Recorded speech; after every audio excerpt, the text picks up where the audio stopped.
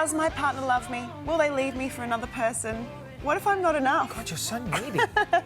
Those are some of the questions partners facing relationship anxiety might be asking. Yeah, what are the signs and how can we overcome it? Relationship expert Wendy Walsh joins us now from Los Angeles to explain. Wendy, let's talk about relationship anxiety. What is it and why do some partners develop it?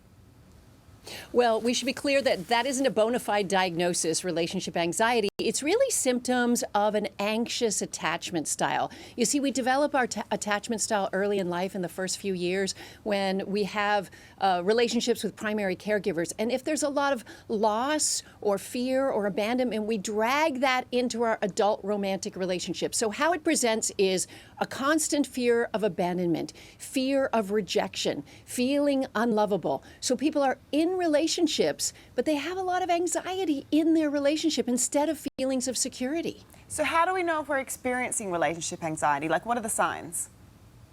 Well, for one, constantly worrying about rejection or being abandonment. So they might be like counting the hours between texts, wondering where your partner is, looking for them on location services, overthinking all their actions, wondering if they text you, I'll be late for dinner, does that mean they're meeting somebody else? Yeah, Misreading all those kinds one? of feedback.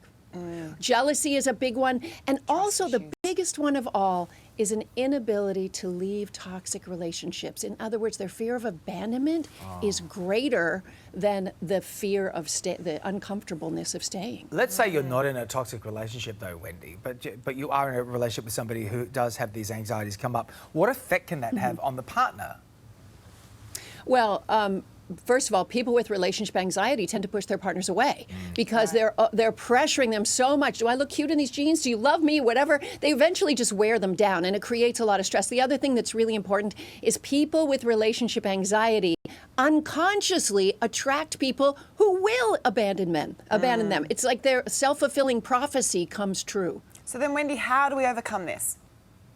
Well, stop using your friends and your partner as your therapist. Go see a licensed therapist who specializes in attachment theory. They're going to teach you how to contain yourself when those bouts of anxiety come up. They're going to teach you what is real, what isn't. And most importantly, they'll teach you how to be attracted to people with a secure attachment style. But what if you're the partner in this relationship? You're dating someone, you've been in a relationship with somebody and it comes up. How do we deal with that as well? How do we ease their concerns?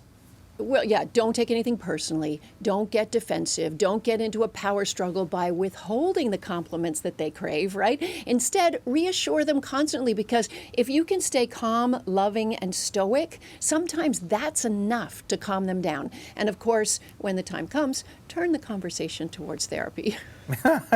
Just subtly, just leave things around, like post-it notes on the fridge. Therapy? Question mark. Wendy, great advice. Good to see you. Thanks, Wendy. Good